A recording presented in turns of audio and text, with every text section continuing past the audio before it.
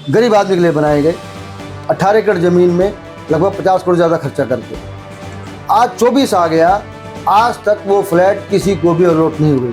14 साल में वो जो फ्लैट थे खंडर होने के कगार पर हैं, क्योंकि जब उसमें कोई रहेगा नहीं, बन के तैयार हो जाएंगे तो अलॉट किसी को नहीं हुए। अभी पता लगा है, अब वो क्योंकि हुडा की जगह वो हरियाणा शहरी विकास प्राधिकरण डिपार्टमेंट हो गया है, तो अब HSBP ने एक योजना बनाई है कि भाई ये फ्लैट तो हम किसी को अलॉट नहीं कर पाए, ज़मीन बड़ी कीमती है, तो अब ये ऐसा करते हैं, ये फ्लैट को तोड़कर ये ज़मीन बेच देते हैं और जो गरीब आदमी के फ्लैट की योजना है वो कहीं और ले जाते हैं। तो आप देखिए 2010 में 1088 फ्लैट तैयार हो जाते हैं। जी जी। उसके बाद HSBP का दुर्भाग्य देखिए, एक भी फ्लैट किसी को अलॉट नहीं कर पाते। नमस्कार, मैं हूं मनप्रीत और आप देख रहे हैं आपका अपना चैनल वायरल सच और स्वागत है आपका वायरल सच के आपके फेवरेट शो रियल एस्टेट की पड़ताल एक्सपर्ट अभय जैन के साथ में। आज हम जो है बात करने जा रहे हैं EWS फ्लैट्स और प्लॉट्स को लेकर। जी हाँ, पिछली बार हमने डिस्कस करा था सीलिंग को लेकर कि आखिरकार क्या झमेला चल रहा है। ये स्पेशली कार्यक्रम आप लोगों के लिए है कि आप जान पाए कि आखिरकार गुरुग्राम में रियल एस्टेट की क्या स्थिति चल रही है, और ये जानना आपके लिए अनिवार्य भी है क्योंकि कोई ना कोई जो है इन सब चीजों से जुड़े ही हुए हैं। तो आप सभी से रिक्वेस्ट है, इस वीडियो को ज्यादा से ज्यादा शेयर करें, लाइक करें और अपने कमेंट जरूर दें। और कुछ भी डाउट होता है तो हमारे एक्सपर्ट हैं जो आपको अपनी राय जरूर देंगे। तो चलिए बात करते हैं हमारे एक्सपर्ट अभय जैन जी से। नमस्कार सर, बहुत बहुत स्वागत है आपका। नमस्कार मैडम। नमस्कार सर, आज हम जिस टॉपिक के ऊपर बात करने जा रहे हैं EWS, हमने सुना तो बहुत है कि भाई गरीबों के लिए फ्लैट्स की बात होती है, प्लॉट्स की बात होती है, तो ये जो हरियाणा में गरीब आदमी के लिए सरकार जो है योजनाएं क्या लेकर आती है? देखिए, हरियाणा सरकार 2013 में बहुत अच्छी स्कीम लेके आई जी। उस स्कीम के तहत जो कोई भी डेवलपर अगर हरियाणा में अपना प्रोजेक्ट बनाता है, तो अगर वो फ्लैट बनाता है जी जी, तो अगर किसी भी ग्रुप हाउसिंग के अंदर वो जितने फ्लैट बनाएगा उसको 15% EWS यानी इकोनॉमिकली वीकर सेक्शन, जो आर्थिक रूप से कमज़ोर लोग हैं, जिनके पास पैसे की कमी है, उनके लिए 15% फ्लैट उसको बनाने पड़ेंगे जी। और अगर वो प्लॉटेड कॉलोनी काटता है जी, तो 20% उसको प्लॉट गरीब आदमी के लिए रिजर्व करने पड़ेंगे। और इसमें तय हुआ कि भाई जो फ्लैट है वो लगभग 200 स्क्वायर फीट का होगा और जो प्लॉट है वो 50 मीटर से 125 स्क्वायर मीटर तक के प्लॉट गरीब आदमी को 20%, मतलब अगर किसी प्रोजेक्ट में डेवलपर मान लो 1000 फ्लैट बना रहा है जी जी, तो 15% यानी 150 फ्लैट उसको गरीब आदमी के लिए बनाने होंगे। और यदि मान लो कोई प्लॉटेड कॉलोनी काट रहा है और मान लो उसके यहाँ 1000 प्लॉट है तो 20% यानी कि 200 प्लॉट उसको छोटे निकालने पड़ेंगे 50 से 700 स्क्वायर मीटर के, जो कि गरीब आदमी को अलॉट करने पड़ेंगे। ये बहुत अच्छी स्कीम 2013 में सरकार लाई, परंतु दुख की बात है कि ये स्कीम लाने के बाद सरकार ने योजना तो बड़ी अच्छी बनाई जी जी, परंतु ढंग से लागू नहीं कर पाई और आम आदमी को, जो एक गरीब आदमी को जो फ्लैट मिलने थे, ये प्लॉट मिलने थे, उसमें काफ़ी झमेला हुआ। गरीब को अलॉट नहीं हुए, ना तो प्लॉट मिले ना फ्लैट मिले। ये सरकारी अधिकारी और जो प्रॉपर्टी डीलर्स हैं और जो बेचने वाले थे, उन सब ने मिलकर ही सारा झमेला कर लिया। तो मतलब आपको क्या लगता है ये स्कीम जो है वो कारगर सिद्ध नहीं हुई? जो होना चाहिए था, गरीब लोगों को घर मिलना चाहिए थे, वो नहीं मिले? बिल्कुल नहीं मिले। अगर हम गुड़गांव की बात करते हैं तो बड़ा इंटरेस्टिंग बात बताना चाहूँगा। जी जी, 2000 क्योंकि 13 में स्कीम आई थी, तो 2010 से 2015 में लगभग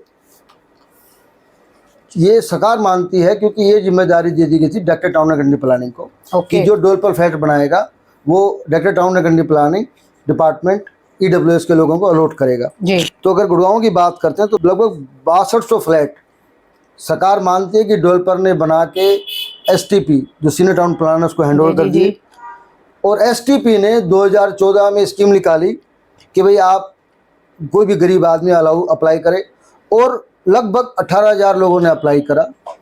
आज 2024 आ गया, मतलब कि 9 साल हो गए, सरकार आज भी वो फ्लैट नहीं दे पाई। मतलब जो STP डिपार्टमेंट था पूरी तरह गरीब आदमी को फ्लैट देने में असमर्थ था और प्लॉट नहीं दे पाया। यही कारण था। अब सरकार ने क्या करा, 2018 में अपनी स्कीम बदल दी। जी जी, स्कीम में बदलाव करा और उन्होंने कहा कि भाई अब ये डायरेक्टर टाउन कंट्री प्लानिंग की जिम्मेदारी नहीं होगी। अब कोई भी प्राइवेट डेवलपर जी अगर फ्लैट बनाता है, जो कि उसको बनाने पड़ेंगे 15%, तो वो फ्लैट ऑक्यूपेशन सर्टिफिकेट लेने के बाद वो DTP को हैंडओवर करेगा और DTP हाउसिंग बोर्ड को हैंडओवर करेगा। और हाउसिंग बोर्ड 2018 की स्कीम में स्पष्ट लिखा है with in 6 month housing board को ये फ्लैट गरीब आदमी को अलॉट करने की प्रक्रिया स्टार्ट करनी पड़ेगी और अलॉट करने पड़ेंगे। पर बड़े दुख की बात है, अगर मात्र खाली गुड़गांव की बात करते हैं तो गुड़गांव में मेरे अनुमान के अनुसार जी लगभग 20,000 फ्लैट्स, 20,000 मैं बोल रहा हूँ 20,000 फ्लैट्स डेवलपर ने अपने अलग अलग प्रोजेक्ट्स में बना के तैयार कर दिए हैं, परंतु हाउसिंग बोर्ड इन फ्लैट्स को इकोनॉमिकली वीकर सेक्शन अर्थात गरीब लोगों को अलॉट नहीं कर पाया है जी। कई बार योजनाएं बनाई, कई बार एप्लीकेशन निकाली, परंतु बड़े दुख की बात है ये फ्लैट बन के तैयार हैं परंतु अलॉट नहीं होने के कारण गरीब आदमी इनमें रहने में आज भी वंचित है। तो मतलब बहुत बड़ी बात है, 20,000 मतलब घर गरीब आदमी को मिल सकते हैं, बट उसके बावजूद भी नहीं दे पा रही सरकार। हाँ। बने हुए हैं, डेवलपर बना चुका है और उसके बाद भी नहीं। ये देखो, यही बड़े दुख की बात है कि सरकार ने योजना बना दी 2013 में जी कि हम ये स्कीम लागू हो गई, उसके बाद 18 में अमेंडमेंट ये कर दिया कि भाई इस फ्लैट को डीटीपी डिपार्टमेंट ना करके हाउसिंग बोर्ड उसको हैंड ओवर लेकर वो अलॉट करेगा, पर हाउसिंग बोर्ड भी फेल हो गया। जी। और आप बताऊं आपको, हाउसिंग बोर्ड ने बड़ी मजेदार एक फिगर बड़ी सामने आई है, 2021 में 408 फ्लैट उन्होंने लगभग 4 प्रोजेक्ट्स में, जी जो डेवलपर अलग अलग प्रोजेक्ट हैं क्योंकि जी तो 4 प्रोजेक्ट थे, उसमें 408 फ्लैट उन्होंने गरीब लोगों को अलॉट करे जी। परंतु सूचना के अनुसार 408 में से मुश्किल से 25% फ्लैट थे जो उन्होंने वाकई गरीब को दिए। 75% जो फ्लैट थे वो उन्होंने अपने रिश्तेदारों को, अपने पहचान वालों को दे दिए। वो क्यों दे दिए? क्योंकि गरीब लोगों को जो फ्लैट मिलता है वो बड़ा सस्ता होता है, जी उन्होंने आगे बेचने थे। और यही कारण है कि वो जब 21 में उन्होंने अलॉट करे तो हाई कोर्ट में केस चला गया। तो हाई कोर्ट की डायरेक्शन के बाद अभी सितंबर 2023 में चीफ सेक्रेटरी हरियाणा गवर्नमेंट ने आदेश करा कि भाई इसकी आप एंटी करप्शन ब्यूरो, जो पहले स्टेट विजिलेंस ब्यूरो डिपार्टमेंट हमारे हरियाणा में होता है, उसे इंक्वायरी चल रही है। पर दुख की बात है कि इंक्वायरी भी, आप बता दूं आपको, इंक्वायरी का हमारे हरियाणा में ऑर्डर होता है पर होता कुछ नहीं है।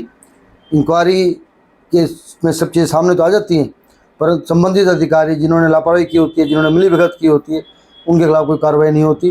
तो ये बड़ा परफेक्ट एग्जाम्पल है कि हाउसिंग बोर्ड ने 408 फ्लैट अलॉट करे और हाई कोर्ट के आदेश के बाद हरियाणा में चीफ सेक्रेटरी ने एंटी करप्शन ब्यूरो को इंक्वायरी के आदेश दिए, परंतु उस इंक्वायरी के आदेश दिए भी आज 7 महीने हो गए, परंतु मेरा पक्का मानना है इंक्वायरी वहीं होगी, कुछ नहीं होता। तो गरीब आदमी आज भी गुड़गांव की बात करते हैं, हरियाणा की बात करते हैं तो उसको फ्लैट नहीं मिल रहे। तो हरियाणा में जो है अलग अलग डिपार्टमेंट है, जैसे HSBP, HSIIDC और हाउसिंग, तो इन्होंने कितने फ्लैट बनाए हैं या प्लॉट बनाए हैं, जो उनमें से कोई अलॉट हुए हैं? देखिए, आपने बहुत अच्छी बात करी। स्कीम के तहत तो जैसे स्कीम है कि भाई आप अगर जैसे आप बात करें तो अगर HSBP जो अब आज है हरियाणा शहरी विकास परियोजना, पहले वो हुड्डा था जी, तो रूल के तहत तो अगर हुड्डा भी कोई भी नया सेक्टर निकालेगा तो 20% उसको छोटे साइज के प्लॉट गरीब आदमी के लिए प्लॉट निकालने पड़ेंगे। ये मैंडेटरी है, ये रूल बना दिया सरकार ने। परंतु बनाते तो पर करते कुछ नहीं, वो गरीब आदमी को अलॉट नहीं होते और वो सिर्फ अपने ही, ये क्या झमेला है भगवान जानता है। परंतु बड़े दुख की बात, आपको बड़ी इंटरेस्टिंग फिगर देना चाहूँगा आपको। गुड़गांव में 9 और 10 में सेक्टर 47 में लगभग 1088 फ्लैट लगभग 50 करोड़ रुपया खर्च करके हुड्डा डिपार्टमेंट ने बना के तैयार हो गए। 2010 में वो 1088 फ्लैट बन के तैयार हो गए, गरीब आदमी के लिए बनाए गए। 18 एकड़ ज़मीन में लगभग 50 करोड़ ज़्यादा खर्चा करके। आज 24 आ गया, आज तक वो फ्लैट किसी को भी अलॉट नहीं हुए। 14 साल में वो जो फ्लैट्स थे खंडर होने की कगार पर हैं, क्योंकि जब उसमें कोई रहेगा नहीं, बन के तैयार हो जाएंगे तो अलॉट किसी को नहीं हुए। अभी पता लगा है, अब वो क्योंकि हुड्डा की जगह वो हरियाणा शहरी विकास परियोजना डिपार्टमेंट हो गया है, तो अब HSBP ने एक योजना बनाई है कि भाई ये फ्लैट तो हम किसी को अलॉट नहीं कर पाए, ज़मीन बड़ी कीमती है, तो अब ये ऐसा करते हैं, ये फ्लैट को तोड़कर ये ज़मीन बेच देते हैं और जो गरीब आदमी के फ्लैट की योजना है वो कहीं और ले जाते हैं। तो आप देखिए 2010 में 1088 फ्लैट तैयार हो जाते हैं जी। उसके बाद HSBP का दुर्भाग्य देखिए, एक भी फ्लैट किसी को अलॉट नहीं कर पाते जी। और वो फ्लैट आप सरकार कह रही है हम तोड़ के और ज़मीन अलॉट कर देंगे। और ऐसा खाली गुड़गांव में नहीं हुआ, फरीदाबाद में ऐसा हुआ है। फरीदाबाद में काफ़ी फ्लैट उन्होंने बनाए जी। तो आप देख लिए कि हमारा जो हरियाणा में जो सरकारी विभाग है किस तरह गरीब आदमी को फ्लैट या प्लॉट देने में बिल्कुल असमर्थ रहा है। परंतु दुख की बात यह, डिपार्टमेंट तो बिल्कुल तरह फेल है ही जी। परंतु अगर प्राइवेट डेवलपर भी कोई फ्लैट बना रहा है तो वो फ्लैट भी सरकार को तो फ्री में मिल रहे हैं जी जी, क्योंकि रूल के तहत 15% फ्लैट किसी भी डेवलपर को ईडब्ल्यूएस के लिए बनाने पड़ेंगे अपने प्रोजेक्ट के अंदर, मैंडेटरी। और वो प्रोजेक्ट बना के वाया डीटीपी डिपार्टमेंट और हाउसिंग बोर्ड को हैंड ओवर हो जाएंगे। जी जी, और हाउसिंग बोर्ड वो फ्लैट भी अलॉट नहीं कर पा रहा। और मैं बता रहा हूँ आपको, लगभग 20,000 फ्लैट्स अगर हरियाणा में अगर ऐसे हैं जो बन के तैयार हैं, खंडर हो रहे हैं। ये 20,000 फ्लैट वो बता रहा हूँ जो प्राइवेट डेवलपर ने बनाए। जी जी, ये मैं उनकी बात नहीं कर रहा जो HSVP ने बनाए। जैसे कि एग्जाम्पल दे रहा हूँ आपको, 2010 के अंदर 1088 फ्लैट जो गुड़गांव में बन के तैयार हो सेक्टर 47 में, उनकी बात नहीं कर रहा। तो मैं समझता हूँ हरियाणा में तो गरीब लोगों के लिए कहने की बहुत बड़ी बड़ी बातें करते हैं लोग, परंतु सरकार गरीब आदमी को फ्लैट देने में बिल्कुल असमर्थ रही है, फेल रही है। क्योंकि फ्लैट बन के तैयार होना और वो फिर फ्लैट नहीं दे पाना, अलॉट नहीं कर पाना, ये सरकार के अधिकारियों की, नेतागणों की पूरी तरह विफलता दर्शाता है। सर आपने बहुत अच्छे से इस चीज का जवाब दिया कि आखिरकार हो क्या रहा है। बट ऐसा नहीं है कि 2010 की बात करें तो तब राजनीतिक गतिविधियां कुछ थी, आज कुछ है। तो ये राजनीतिक दांवपेच ही फंस रहे हैं कहीं ना कहीं, जो आम व्यक्ति या हम कहें गरीब व्यक्ति को, वीकर सेक्शन को जो है घर नहीं मिल पा रहे। नहीं देखो, मैं मानता हूँ राजनीतिक कम है। 2008 जब 9 और 10 में फ्लैट तैयार हुए गुड़गांव की, अगर हम बात करते हैं सेक्शन 47 की, तो जब हरियाणा में कांग्रेस सरकार थी जी जी, 2014 में अब बीजेपी सरकार आ गई। तो इसका मतलब ये नहीं है दोनों सरकारें फेल रही, क्योंकि 2010 से 2014 में तो आपकी कांग्रेस सरकार थी, उन्होंने फ्लैट बनवाए, जब वो भी अलॉट नहीं कर पाए, और 14 में नई सरकार आ गई तो वो भी आज 24 आ गया, और वो तो अब तोड़ के कहने पे हम इसको तोड़ देते हैं और अब गरीब लोगों को वो फ्लैट दे देंगे, वो भी अलॉट नहीं कर पाई। तो सरकारें दोनों ही पूरी तरह फेल रही हैं और गरीब आदमी को ये फ्लैट देने में बिल्कुल असमर्थ हैं। तो 2018 की अगर हम बात करें, जब हाउसिंग बोर्ड को ये जिम्मेदारी दी गई थी, तो अभी तक कितने फ्लैट उन्होंने जो है अलॉट किए? क्योंकि ये पहले जिम्मेदारी आई थिंक दूसरे डिपार्टमेंट्स को थी, 2018 के बाद उनको अलॉट की, तो उन्होंने भी कुछ करा या फिर वहां पर भी झमेला? देखो 2018 में डीटीपी से लेकर ये जिम्मेदारी हाउसिंग बोर्ड हरियाणा को दे दी गई कि भाई डीटीपी डिपार्टमेंट, क्योंकि लाइसेंस देता है, प्राइवेट आदमी लाइसेंस देता है, तो क्योंकि वही मॉनिटर करता है, वही प्राइवेट डेवलपर को ऑक्यूपेशन सर्टिफिकेट देता है। जी जी, तो जब वो डीटीपी डिपार्टमेंट प्राइवेट डेवलपर को ऑक्यूपेशन सर्टिफिकेट दे देगा, जी जी, तो उसके अंदर वो चेक करेगा कि 15% गरीबों के लिए फ्लैट बने नहीं बने। वो चेक करने के बाद ही ऑक्यूपेशन सर्टिफिकेट मिलता है। तो जो ऑक्यूपेशन सर्टिफिकेट देने के बाद 15% डेवलपर जब चेक कर लिया जाएगा कि 15% गरीब आदमी के लिए फ्लैट बने हैं, तो वो flat DTP department, director town development department, private developer से लेकर हाउसिंग बोर्ड को हैंडओवर करेगा। और स्कीम में साफ लिखा है within 6 month housing board Haryana वो स्कीम लॉन्च करके गरीब आदमी को आइडेंटिफाई करके फ्लैट देगा। सर गरीब लोगों को घर देने के लिए लोकल बॉडीज है जो उन्होंने भी एक स्कीम या हम कहे एक कदम बढ़ाया था आगे, उसका क्या हुआ? देखिए आपने बहुत अच्छी बात करी, क्योंकि गुड़गांव में संख्या काफ़ी ज़्यादा है और जी, नगर निगम हमारा गुड़गांव में काफ़ी इन्फ्लुएंशियल है। तो गुड़गांव नगर निगम ने एक स्कीम लॉन्च करी और उसके तहत ये कहा कि भाई हम गरीब लोगों को फ्लैट देंगे जी। तो उसमें आपको जान के अचंभा आएगा, लगभग 37,000 लोगों ने एप्लीकेशन दी और सरकार ने 21,000 एप्लीकेशन को वैलिड माना। 21,000 एप्लीकेशन वैलिड मान के माना जी। कि यस ये डिजर्व करते हैं, यानी कि 21,000 दे सकते हैं, इनको दे सकते हैं। जी जी। और उन 21,000 लोगों से सरकार ने 70,000 पर पर्सन पर एप्लीकेंट पैसे जमा भी करा लिए। ओके। परंतु बड़े दुख की बात है 2022 में ही सरकार ने कहा कि भाई अब ये स्कीम ना हम पहले तो बना रहे थे, बनाएंगे और हम ये फ्लैट आपको देंगे, पर अब हमने ये स्कीम ये विड्रा कर ली है। और वो 70,000 रुपये 2 साल बाद सब एप्लीकेंट जो 21,000 एप्लीकेंट से पैसे लिए थे उनको वापस दे दिए। तो कहने का मतलब ये है नगर निगम भी बीच में आया, लोकल बॉडीज आई, परंतु वो भी किसी को भी गरीब आदमी को फ्लैट देने में असमर्थ रहे। और एक चीज़ और बताना चाहता हूँ आपको, जो ये सरकार के आदमी जो फ्लैट अलॉट करते हैं उसमें बिल्कुल क्लियर नियम है कि 5 साल तक वो जो फ्लैट है वो किसी के नाम ट्रांसफ़र नहीं होगा जी, ना जीपे के थ्रू होगा ना सेल डीड के थ्रू होगा जी। पर बड़े दुख की बात है गुड़गांव में ऐसी घटनाएं साफ आती हैं क्योंकि अधिकारीगण मिलकर वो फ्लैट उन लोगों को दे देते हैं जो भी वो अलॉट करते हैं, जो डिजर्व नहीं करते, उसके बाद वो उनको बेच देते हैं। और मज़ेदार बात है तहसीलदार, नायब तहसीलदार भी सब रूल्स को वायलेट करके वो रजिस्ट्री कर देते हैं जी, जो कि नहीं करनी चाहिए, क्योंकि नियम साफ लिखा है स्कीम में कि 5 साल तक अलॉट होने के बाद वो फ्लैट किसी के नाम ट्रांसफ़र नहीं होगा।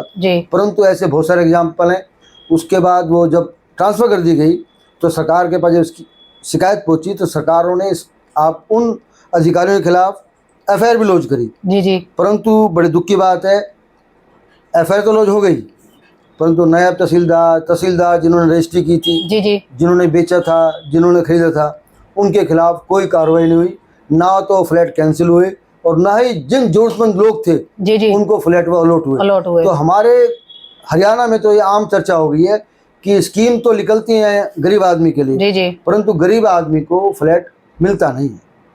बट यहाँ पर बड़ी बात ये भी है कि अगर इतने घोटाले हैं जिनका आपने जिक्र करा है, एफआईआर का भी, रजिस्ट्री गलत तरीके से हो रही है या लोग इसके अंदर जुड़े हुए हैं, ये इतने घोटाले, इतने झमेले चल रहे हैं, तो क्या सरकार इसके ऊपर कोई एक्शन नहीं ले रही? देखो बड़ी दुख की बात है, लगभग जब इस सरकार को, बीजेपी सरकार की अगर बात करते जी जी, हैं तो सरकार को लगभग 9 साल लगे ये बात समझने में कि भाई गुड़गांव में या पूरे हरियाणा में ईडब्ल्यूएस कैटेगरी के फ्लैट बहुत सारे बन के तैयार हैं और हमें वो अलॉट करनी चाहिए। तो सरकार ने 2023 में, सितंबर 2023 में, जैसे कि हमारे केंद्र में होता है प्रधानमंत्री नाम से योजना आती है, प्रधानमंत्री आवास योजना, ऐसे हरियाणा के मुख्यमंत्री जी ने एक योजना निकाली, मुख्यमंत्री शहरी आवास योजना फॉर ईडब्ल्यूएस।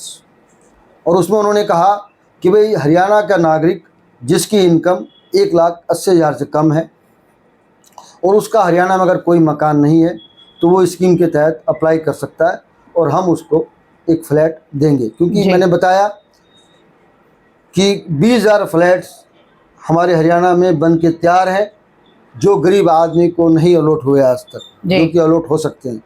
तो सरकार ने ऐसा सोचा, अब पर सितंबर 23 में अगर देखें तो आज उसको भी 7-8 महीने हो गए हैं, तो आज भी उस स्कीम के तहत सरकार ने कहा तो है हम अलॉट करेंगे जी, एप्लीकेशन आप दें, अब परंतु कोई अलॉटमेंट नहीं हो रहा, ना कोई सिस्टम जनरेट हो रहा, ना पता कि किसको अलॉट कर रहे हैं, किसको दे रहे हैं। पर मुझे इतना मालूम है कि ये बड़े दुख की बात है। 2 एग्जाम्पल ईडब्ल्यूएस के जब भी हम बात करते हैं वो स्पष्ट आते हैं कि 20,000 फ्लैट अगर प्राइवेट डेवलपर बना रहा है, बना के तैयार हैं, वो हरियाणा मशीनरी, हरियाणा अधिकारीगण, हरियाणा नेतागण गरीब आदमी को अगर अलॉट नहीं कर रहे तो ये उनका बिल्कुल शो करता है कि वो इस सेक्टर के लिए, गरीब लोगों के लिए फ्लैट देने में कितने गंभीर हैं। बिल्कुल भी गंभीर नहीं है। दूसरा एग्जाम्पल, एचएसवीपी ने 2010 में 1088 फ्लैट बना के तैयार कर दिए, बन गए, 50 करोड़ रुपये खर्चा आ गया, फरीदाबाद में बना दिए उन्होंने, बन के तैयार हो गए। जब सरकार वो फ्लैट गरीब आदमी को अलॉट ही नहीं कर पा रही, अपने बनाए हुए भी, ये स्पष्ट नज़र आता है कि अधिकारी और नेतागण बिल्कुल कहते कुछ और हैं, करते कुछ और हैं। गरीब आदमी को आप खुद बताइए, गुड़गांव जैसे शहर में अगर मान लो ये 20,000 फ्लैट में आपकी मेड, आपका ड्राइवर, आपका असिस्टेंट अगर वहाँ रहता तो कितना ज़्यादा चेंज हो जाता। जी जी, कितना ज़्यादा उसको अपनापन लगता है कि यस अब मेरे ऊपर मेरी छत है। जी जी, वो डेफिनेटली किराए पे रह रहा है, झुग्गी में रह रहा है। मेड जो है उनको अगर अपना मकान मिल जाए कितनी सहूलियत हो जाती, बन के तैयार है, खंडर हो रहे हैं। ये एक बहुत बड़े दुख की बात है और मैं समझता हूँ कि मुख्यमंत्री ने जो ये अपनी योजना निकाली सितंबर 23 में, मुख्यमंत्री शहरी आवास योजना, उस पर गंभीरता से काम करने की आवश्यकता है। अब तो मुख्यमंत्री भी चेंज हो गए हैं, तो लगता है कि ये काम वो आगे बढ़ा पाएंगे। हाँ देखो, ये अच्छा है कि योजना, इसका नाम मुख्यमंत्री था, तो मेरी तो शुभकामनाएं है अगर नए मुख्यमंत्री जी हरियाणा में आ गए हैं। और वो इस बात को, क्योंकि एक चीज बता दूँ और आपको कि अगर ये फ्लैट दीजिएगा तो बीजेपी के बारे नारे हो जाएंगे। मैं तो कहीं ना कहीं ये लोग सपोर्ट में भी है। यस, मैं तो आपके चैनल के माध्यम से वर्तमान सरकार को सुझाव देना चाहूँगा, ये 20,000 फ्लैट अगर आप गरीब आदमी को अलॉट कर दोगे तो आपको कम से कम बहुत पॉजिटिव माहौल गरीब आदमी का आपको मिलेगा। आपको वोट ही नहीं मिलेंगे, एक माहौल मिलेगा कि यस यह सरकार खाली बात नहीं कर रही, सिर पे छत भी दे रही है। ये बहुत बड़ा सरकार करना चाहे तो कर सकती है। 2-4-6 महीने क्योंकि बन के तैयार है, इसमें कुछ नहीं है। और भी कुछ सुझाव हैं जो आपकी पड़ताल कहती है कि हाँ हमें देने चाहिए सरकार को, कि आखिर इनके ऊपर कुछ तो काम हो। हरियाणा में 20,000 फ्लैट प्लॉट की अगर हम बात करें 20,000 कम नहीं होता, मतलब ये पूरे जो परिवार है 20,000 उनके सर के ऊपर छत हो जाएगी, बहुत बड़ी बात है। आज तो शायद ये कुछ आम लग रही है 20,000, बट एक बार देखा जाए किसी के परिवार के ऊपर छत आ जाए तो उनको तो खुशी इतनी होती है कि चलो मेरा एक छोटा सा घरौंदा ही सही वो बना तो सही। तो कुछ और सुझाव देना चाहेंगे सर आप, आपकी पड़ताल में कुछ? देखिए, मेरी पड़ताल ये कहती है कि निश्चित रूप से गरीब आदमी को जब फ्लैट मिलता है, जैसे कि लगभग कीमत 1.5 लाख रुपए मानी जाती है, तो गरीब आदमी प्रलोभन में आके वो फ्लैट 5 लाख 10 लाख में बेच भी देता है। जी जी। और अगर वो नहीं बेचता तो डीलर आके संपर्क करके उसको बेच देते हैं जी। और ऐसा भी देखने में आया है कि किसी एक आदमी जो ऑलरेडी गरीब है, कहीं रह रहा है, वो दूसरा फ्लैट ले लेता है। तो सरकार को निश्चित रूप से एक ऐसी स्कीम तैयार करनी चाहिए। अब सरकार ने कहा तो डाटा रख रहे हैं, हम परिवार पहचान पत्र से लिंक कर रहे हैं, सरकार कह रही है, पर धरातल पे वो नज़र नहीं आ रहा। मतलब 20,000 का मतलब है एक परिवार में अगर 4 जने हैं तो 80,000 लोगों को अगर फ़ायदा होगा, तो ये 80,000 लोगों को फ़ायदा नहीं होगा, एक सरकार का माहौल पूरा अलग ही बन जाएगा। तो सरकार निश्चित रूप से इस स्कीम को बिल्कुल वाटर टाइट करे, ऐसी स्कीम बनाए कि किसी भी शर्त पर जो अयोग्य व्यक्ति हैं, जो क्वालिफाई नहीं करते, वो अप्लाई ना कर पाए। अगर वो अप्लाई करते हैं, उल्टे सीधे कागज़ बनाकर उनके खिलाफ स्ट्रिक्ट से स्ट्रिक्ट एक्शन लिया जाए। जी जी जी। और जो भी संबंधित अधिकारी उस एप्लीकेशन को अलाउ करते हैं, उनके खिलाफ भी एक्शन लिया जाए जी। तो स्कीम ऐसी बनाई जाए कि कोई भी अनवांटेड आदमी जो अप्लाई नहीं कर सकता, वो अप्लाई ही ना कर पाए।